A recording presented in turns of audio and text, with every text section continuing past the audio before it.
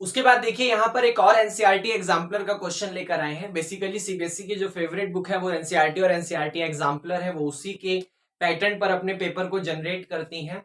तो वहीं से एक यहाँ पर क्वेश्चन लेकर आए हैं इंटीग्रेशन का। क्वेश्चन है आपके सामने कि आपको इंटीग्रेशन करना है x की power 1/2 upon 1 plus x to the power 3/4 का x के रेस्पेक्ट में आपको इंटीग्रेशन करना है।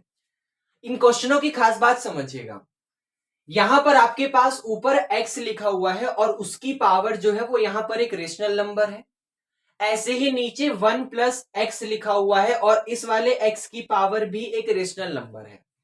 तो जब भी ऐसी कोई कहानी आए ना जहां पर आपको ये रिजल्ट मिले, वेरिएबल के ऊपर जो भी पावर लगी हुई है वो पावर यहां पर अगर रेशनल नंबर की फॉर्म में हो, तो आपको क्या करना है, इन रेशनल नंबर का जो भी डिनोमिनेटर होता है उसका जरा एलसीएम लो और एक नए वेरिएबल को उसी की पावर की फॉर्म में पुट कर दो। जैसे मैं लिख के समझाता हूं, देखो यहां पर आपके सामने x की पावर 1/2 है तो डिनोमिनेटर में 1/2 रखा हुआ है। यहां पर x की पावर 3/4 है तो डिनोमिनेटर में 4 रखा हुआ है। आप जरा मुझे 2 और 4 का एलसीएम बता दो। 2 और 4 का एलसीएम क्या मिलेगा?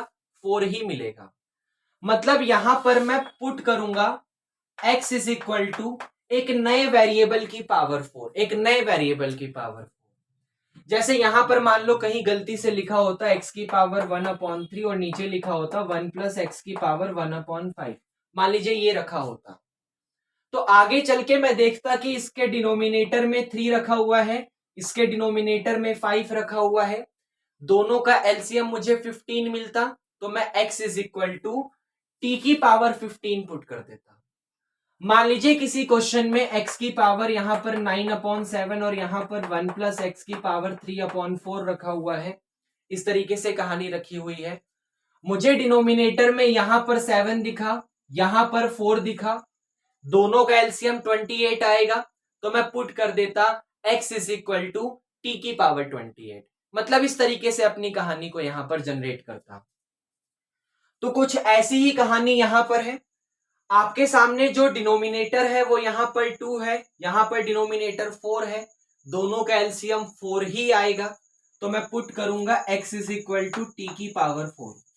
इससे फायदा ये होता है कि आपका डिनोमिनेटर हट जाता है और जो भी पावर बचती है वो सिंपल न्यूमरेटर की फॉर्म में बचती है, डिनोमिनेटर आपके पास यहां पर हट जाते हैं। इनसे ये फायदा हो जाएगा। तो अगर आप x की जगह t की पावर 4 पुट करेंगे तो इसकी उधारी भी आपको चुकानी पड़ेगी। मतलब अगर आप x को, एक वेरिएबल x को t वेरिएबल में चेंज कर रहे हो तो dx को भी आगे चल के dt में चेंज करना पड़ेगा, वरना इंटीग्रेशन ही नहीं हो पाएगा। तो अगर x is equal to t की पावर 4 है तो जरा इसका डिफरेंशिएशन करो। x मतलब t के रेस्पेक्ट में डिफरेंशिएशन करोगे तो x का dx बाई dt उधर चला जाएगा, वो वाली कहानी। तो सिंपल लिख रहा हूं, x का हो जाएगा dx, t की पावर 4 का हो जाएगा 4t की पावर 3, 4 आगे आ जाएगा, t की एक पावर कम हो जाएगी और पीछे से आपके पास यहां पर dt रखा होगा। तो x का dx, t की पावर 4 का 4t की पावर 3 और पीछे से आपका dt। अब देखो क्वेश्चन है आपके पास, इसका नाम दे दो लेट से i is equal to integration of x दिखा, x की जगह क्या पुट करोगे, t की पावर 4, बाहर कितनी पावर है 1/2 और पीछे से dx है, dx की जगह क्या पुट करोगे 4t की power 3 dt, 4t to the power 3 dt divided by 1 plus फिर से x दिखा, x की जगह क्या पुट करोगे t की पावर 4 और उसकी बाहर से पावर है 3/4। ये वाली कहानी। मतलब जहां जहां x दिखा वहां वहां तो t की पावर 4, जहां जहां dx दिखा वहां वहां 4t की क्यूब dt, ये पुट करा। ये 2 2 जा 4 हो गया, यहां 4 से 4 पूरा ही कैंसिल हो गया, तो i is equal to integration of, यहां सिंपल t स्क्वायर बचा, पीछे से लिखा हुआ है 4t की क्यूब और यहां पर dt डिवाइडेड बाय लिखा हुआ है 1 प्लस, जब 4 से 4 गया तो सिंपल t की पावर 3 बचा। अब यहां पर ये जो 4 है वो कांस्टेंट है, तो जरा बाहर बुलाओ, तो i इज इक्वल टू 4 बाहर आ जाएगा, 4 बाहर आ जाएगा, इंटीग्रेशन करना है।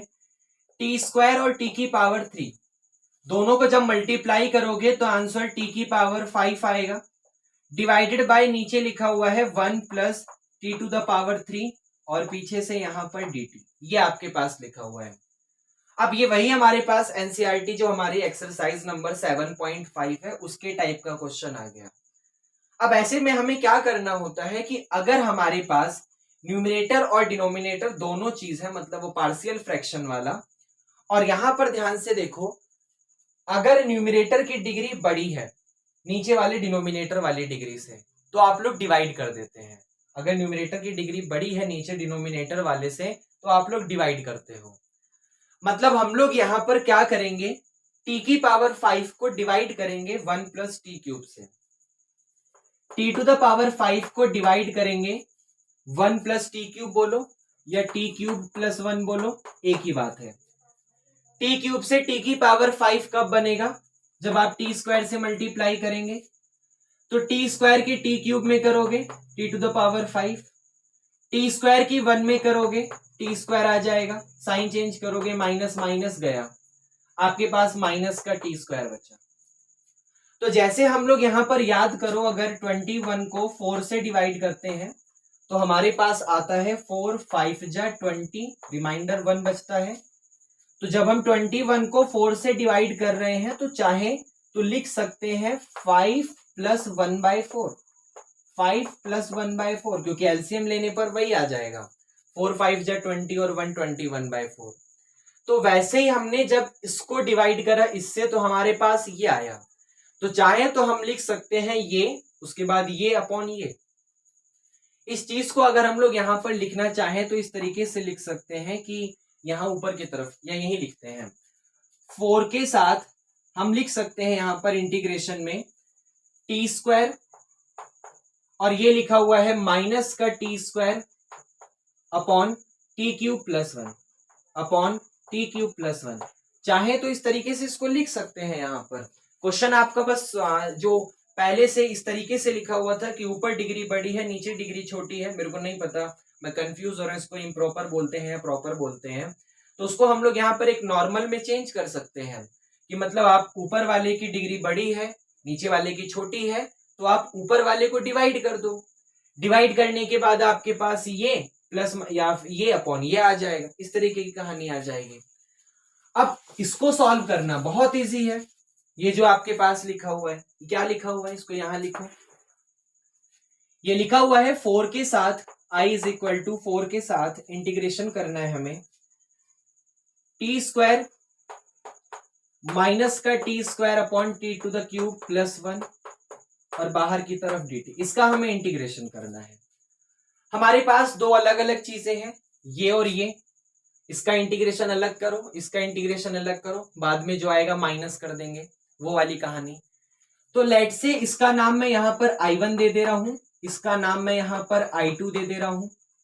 i1 का इंटीग्रेशन अलग करूंगा, i1 लिखा हुआ है टी स्क्वायर, टी स्क्वायर का इंटीग्रेशन करूंगा टी के रेस्पेक्ट में, तो बहुत इजी है, सिंपल, एक पावर ऊपर आ जाएगी एक पावर नीचे, मतलब टी स्क्वायर का टी क्यूब अपॉन 3 और प्लस का c1, ये बहुत इजी था।